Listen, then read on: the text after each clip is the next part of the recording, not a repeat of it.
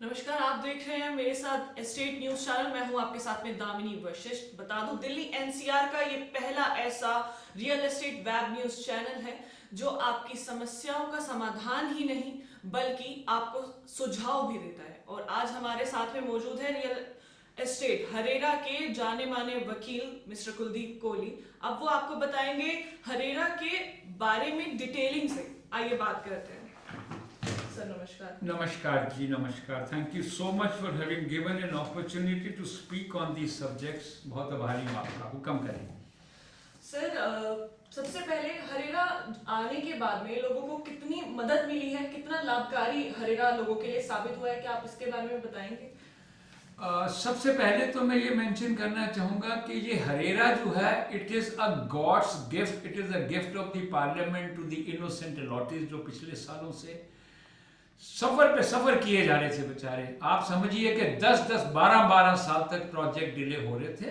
तो रेरा ने जो नई गाइडलाइंस दी हैं उसके हिसाब से बिल्डर्स के ऊपर काफ़ी सारी बंदिशें आ गई हैं।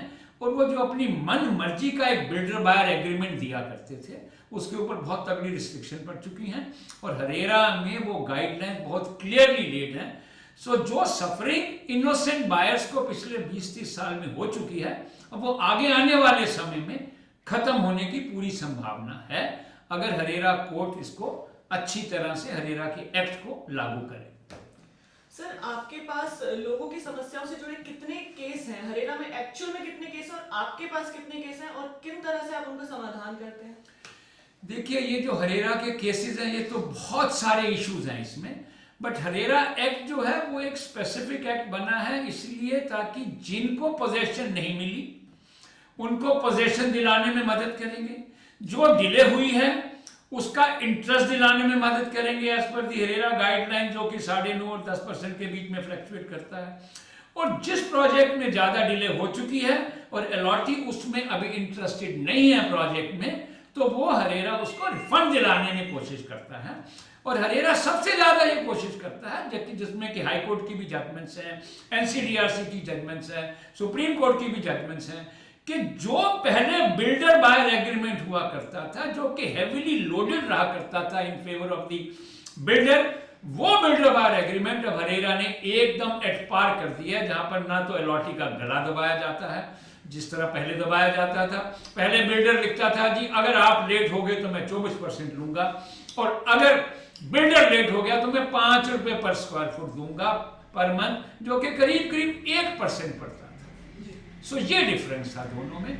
और हरेरा ने बहुत सारी गाइडलाइंस स्ट्रीमलाइन कर दी है, लेकिन बिल्डर आज भी काफी मनमानी कर रहे हैं। इसके ऊपर मैं आगे आपको बताता हूँ। सर अभी रीसेंट कुछ लोगों की समस्या जो आपके सामने आई है, कुछ आप उनके बारे में बताएंगे? अभी केसेस जो आप देख रहे हैं लोगों के, वो किस तरह के हैं? देखिए मैम, सबसे पहले तो मैं ये बताऊंगा कि हरेरा बना क्यों था। हरेरा इसलिए बना था क्योंकि रियल एस्टेट इंडस्ट्री एकदम अनरेगुलेटेड थी, बेलगाम घोड़े की तरह जो चाहती थी वो कर रही थी और अलॉटीज को परेशान कर रही थी। और अलॉटी का इंटरेस्ट एकदम अनप्रोटेक्टेड था। तो हरेरा का काम ये था, हरेरा का जो एक्ट बना है उसका बेसिक पर्पस ये बना है कि जो अनरेगुलेटेड इंडस्ट्री थी उसको रेगुलेट कर दिया जाए और जो अनप्रोटेक्टेड इंटरेस्ट था अलॉटीज का उसको प्रोटेक्ट कर दिया जाए, और अलॉटी जो कि पिछले सालों सालों से सफर कर रहा था उसको स्पीडियर जस्टिस मिल जाए।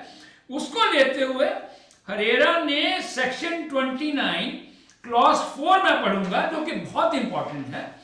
The question which come up before the authority shall be dealt with as expeditiously as possible, and the authority shall dispose of the same within a period of 60 days from the date of receipt of the application.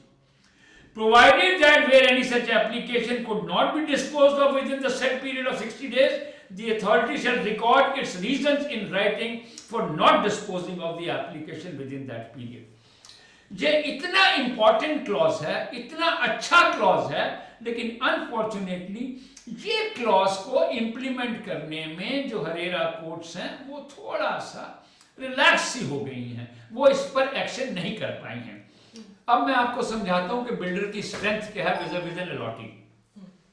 Builder के पास man है, material है, machinery है, money है, mechanism है, और इसकी वजह से वो एक अलॉटी को एग्जॉस्ट कर देता है physically, emotionally, financially, legally, psychologically, mentally.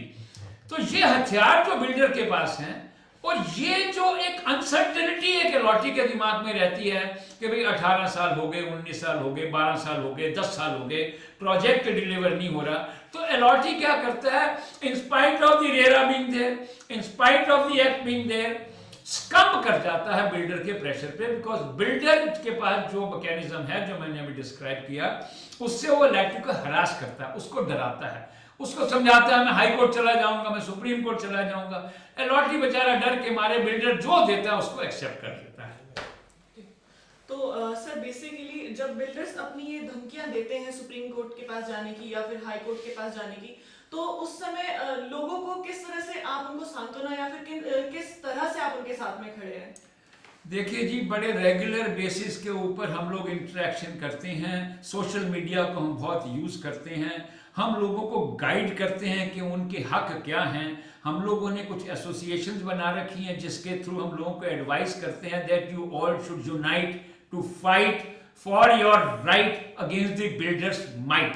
It is very important कि सारे के सारे अलॉटीज कृपया करके ना घबराएं, कृपया करके इंडेमनिटी बॉन्ड ना साइन करें जिससे कि आप अपने हाथ कटवा लेते हैं।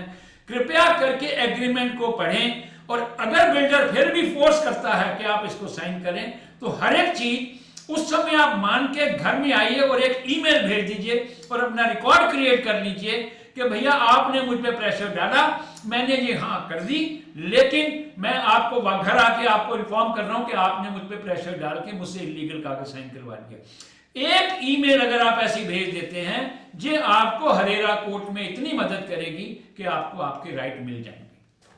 तो सर अभी कुछ पुराने केसेस अगर देखने को देखें हम हरेरा में, तो न्याय लोगों को काफी देरी से मिलता है, तो क्या आगे भी इसी तरह से न्याय में देरी की जाएगी या फिर अब कुछ सुधार आप देखने को बता रहे हैं या फिर आप बताएंगे कि कुछ सुधार अभी हरेरा में होगा? देखिए जी, इस इशू को मैंने पर्सनली खुद टेकअप किया है in a very recent hearing with the chairman sahab, and chairman sahab has been very kind in agreeing that he is definitely going to look into these issues, because हो क्या रहा है कि section 29(4) बड़ा clearly कहता है कि 60 दिन में डिस्पोज ऑफ होनी चाहिए, और अगर नहीं होती तो उसका कारण देना चाहिए, लेकिन ये हो नहीं रहा।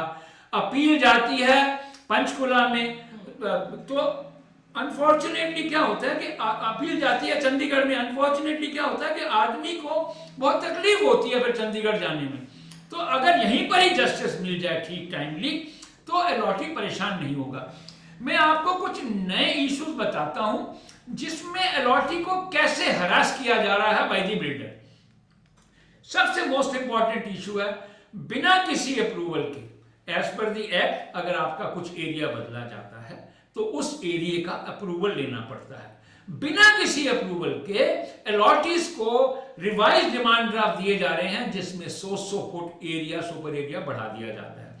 जब भी कभी सुपर एरिया बढ़ता है तो उसका कॉरस्पॉन्डिंग कारपेट एरिया भी बढ़ना चाहिए, उसका कॉरस्पॉन्डिंग कवर्ड एरिया भी बढ़ना चाहिए।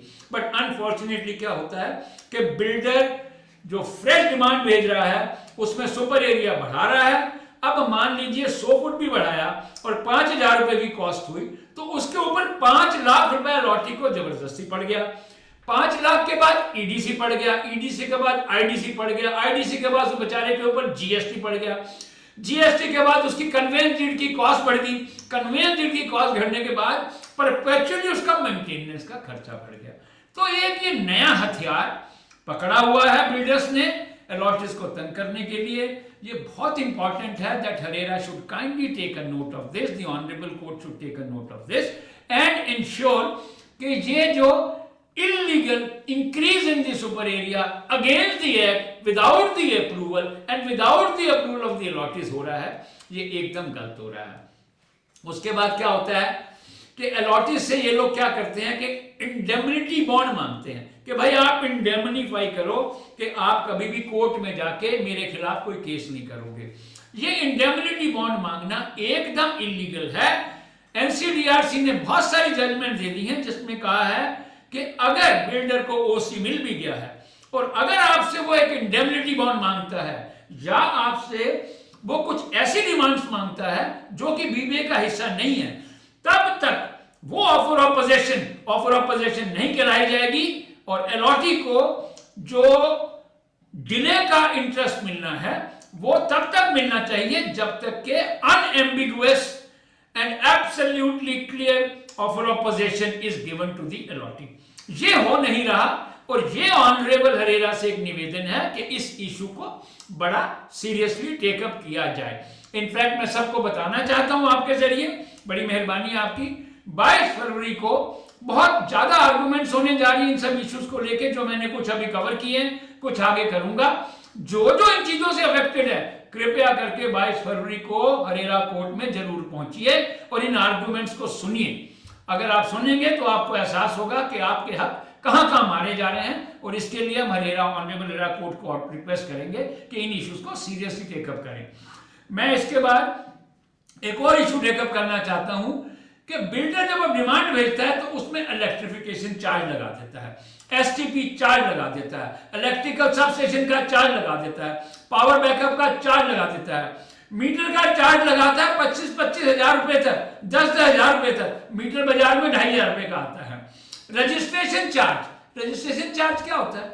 आप किसी आदमी को भेजते हैं, वहां कोर्ट जाता है, वो रजिस्ट्रेशन करवाता है, उसके 20-20, 25-25 हजार रुपए लिए जा रहे हैं।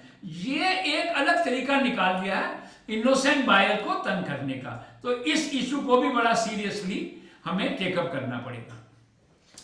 सर, एक बहुत ही आज गंभीर लोगों को एक सवाल आया है कि रियल एस्टेट का कोविड के बाद में कोई इफेक्ट आया है क्या? कोई मंदी आई है रियल एस्टेट में? देखिए जी, कोविड की वजह से कोई रियल एस्टेट में तो मंदी है नहीं।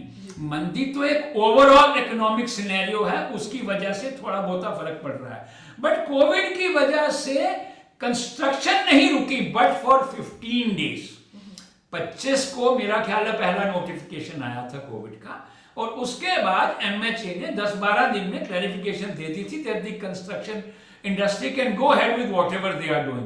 So therefore construction per se was never stopped because of COVID, but obviously labor यहाँ से निकल गई, labor बाहर चली गई, labor available नहीं थी, labor नहीं थी, transportation में दिक्कत थी, तो इन कारण की वजह से of course construction लेट शुरू हुआ। बट मैं आपको एक चीज बताना चाहता हूँ कि जितने भी ऑनगोइंग प्रोजेक्ट चल रहे थे इन सबका डिलीवरी पीरियड तो 3 साल था। तो मान लो आपने 2004 या 2005 या 2006 या 2007 या 2008 में साइन किए बीबीए, तो 2011 तक खत्म हो जाना चाहिए था।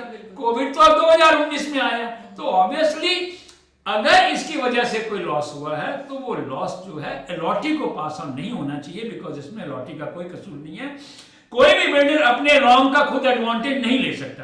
उसने रॉन्ग किया बाय डिलेइंग द डिलीवरी। अब अगर आगे कुछ सफर कर गई है इकोनॉमी तो उसका कसूर अलॉटी को सफर नहीं करना चाहिए, वो सफर बिल्डर को ही करना चाहिए। अभी सर गुड़गांव में कितने प्रोजेक्ट्स अभी चले हुए हैं रियल एस्टेट को लेकर? ओ, इसका तो कोई अंत ही नहीं है। नई रजिस्ट्रेशन हो रही है, लेकिन नई रजिस्ट्रेशन फॉर्चुनेटली एज पर दी हरेरा हो रही है, और हरेरा की guidelines in terms of BBA बहुत ही ज्यादा स्ट्रिक्ट है। तो उन प्रोजेक्ट्स में तो कोई संभावना नहीं है कि बिल्डर अलॉटिस्ट को मूर्ख बना सकेगा।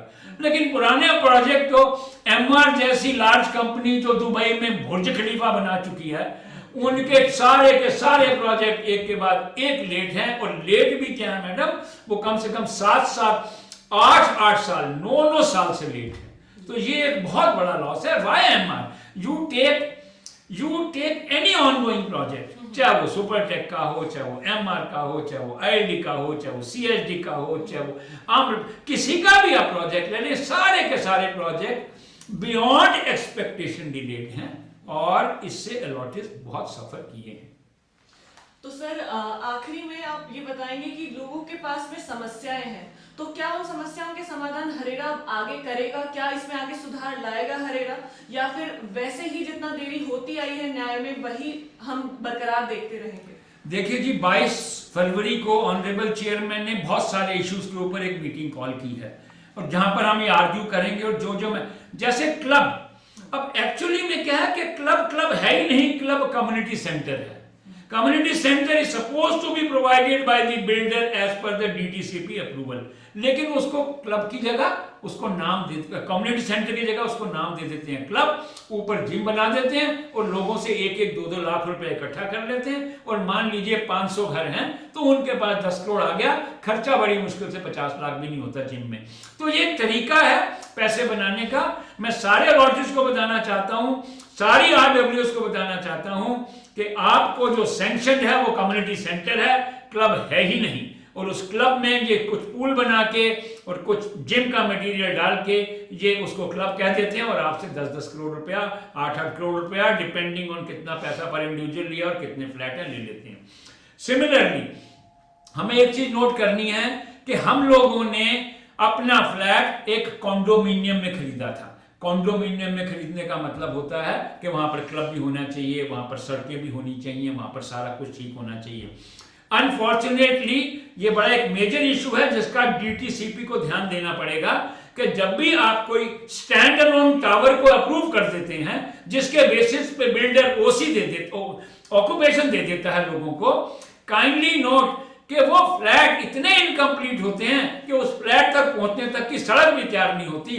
Forget about the club, forget about the parks, forget about the other development area. तो हमने फ्लैट खरीदा था एक कॉन्डोमिनियम में, हमने कोई स्टैंड अलोन फ्लैट नहीं खरीदा था कि भाई एक जगह पे जमीन है उसमें 4 फ्लैटें ले ली जाए। सो जो अमेनिटीज हैं जो प्रॉमिस की जाती है ब्रोशर में, वो सुप्रीम कोर्ट ने अभी एक जजमेंट दी है जिसमें ऑनरेबल सुप्रीम कोर्ट ने बड़ा क्लियरली कहा है कि वो अमेनिटीज मेरा एक स्टेटस एनहांस करती हैं, मुझे एक सोशल लाइफ देती हैं। इसलिए अगर वो अमेनिटीज प्रोवाइड नहीं की गई हैं तो बिल्डर को कंपनसेट करना चाहिए अलॉटेड को उसके लिए। ये एक मेजर बड़ा पॉइंट है। उसके बाद व्हाट इज हैपनिंग है कि एक मकान बनना शुरू हुआ, आपको ओसी मिल गया, मेरा केस चल रहा था, तो इंटरिम रिलीफ में अगर आपको ओसी मिल गया है तो honourable HRERA should take into consideration कि अगर मकान बन गया है तो उस मकान की कम से कम as an interim relief position तो दे दी जाए। अब वो बिल्डर क्या होता है, पोजीशन देता नहीं है, अलॉटी के ऊपर प्रेशर डालता है कि भाई ये साइन करोगे तो मैं दूंगा, नहीं तो नहीं दूंगा। नेट रिजल्ट ये रहता है कि अलॉटी बेचारा कम कर जाता है कि भाई चलो मकान मिल रहा है, भागते चोर की तो लंगोटी काफी है। तो उस चक्कर में अलॉटी कहता है भाई जो साइन करवाना करवा लो, मुझे दे दो। Honourable HRERA has to make sure and kindly take this into consideration कि in the process when the case is going on, पहली बात तो केस 2-2 साल चलने ही नहीं चाहिए। Let me be very honest, जब एक्ट बड़ा क्लियरली कहता है कि 2 महीने में आपको डिसीजन देना है और अगर नहीं देना है तो उसके लिए आपको एक रीजन देना है। आज तक कोई एक ऐसा ऑर्डर नहीं आया जो 2 महीने में आ गया हो और आज तक कोई ऐसा ऑर्डर नहीं है जिसमें रीजन दिया हो कि 2 महीने के बियॉन्ड ये क्यों लेट हुआ है। ये ऑनरेबल रेरा को पॉइंट बहुत सीरियसली कंसिडर करना पड़ेगा, नहीं तो अलॉटी सफर करता रहेगा और बिल्डर आनंद लेता रहेगा। बिल्डर की बहुत बड़ी प्रॉब्लम है, बिल्डर के जो रिप्रेजेंटेटिव्स आते हैं वो ना एक्ट पे जाते हैं, ना फैक्ट पे जाते हैं, ना टेक्स्ट पे जाते हैं, ना कॉन्टेक्स्ट पे जाते हैं, सिर्फ टेक्स्ट पे जाते हैं, डिले करने की कोशिश करते हैं। मुझे ब्रीफ अभी मिला है, मेरे को कागज नहीं मिला प्रॉपर, मुझे टाइमली नहीं मिला। रेरा की गाइडलाइंस बहुत क्लियर है कि पहले आप एडवांस कॉपी बिल्डर को भेजोगे, उस एडवांस कॉपी का ट्रैकर रिपोर्ट लोगे, ट्रैकर रिपोर्ट पिटीशन के साथ लगाओगे, तब पिटीशन एक्सेप्ट होगी। जब इतने स्ट्रिक्ट बायलॉज, इतने स्ट्रिक्ट लॉज हैं तो उसके बाद कैसे प्ली ले सकता है बिल्डर का लॉयर वहां पर कि जी मुझे ये नहीं मिला और मुझे वो नहीं मिला, और हरेरा उसको कैसे मान सकता है। So therefore, Honorable Herrera has to take a serious view on this also, that the builders' lawyers should not make excuses and delay the whole process, which is being done, and that is one of the reasons that the decisions have not been taken for almost 2 years in more than 1,000 cases, and I can give details of those cases. तो ये थे हमारे साथ में कुलदीप कोहली जिन्होंने बताया कि builders किस तरह से लोगों को परेशान करते हैं। अभी जहां पर एक तरफा बात हो रही थी कि बिल्डर्स कोविड की वजह से अपनी कंस्ट्रक्शन में देरी कर रहे हैं, वहां रीजन ये नहीं है। कंस्ट्रक्शन में देरी पहले से ही होती आई है, लेकिन लोगों की अगर समस्या है तो उनके समाधान भी है। हरेरा जिसके लिए हमेशा आपके साथ में खड़ा रहेगा। और 22 फरवरी एक तारीख निश्चित की गई है जिसमें लोगों के साथ साथ लॉयर्स की भी समस्या सुनी जाएगी। तो ऐसे ही रियल एस्टेट की बाकी सभी खबरें जानने के लिए देखते रहिए एस्टेट न्यूज। मैं हूं आपके साथ में दामिनी वशिष्ठ, कैमरामैन मनप्रीत सिंह के साथ।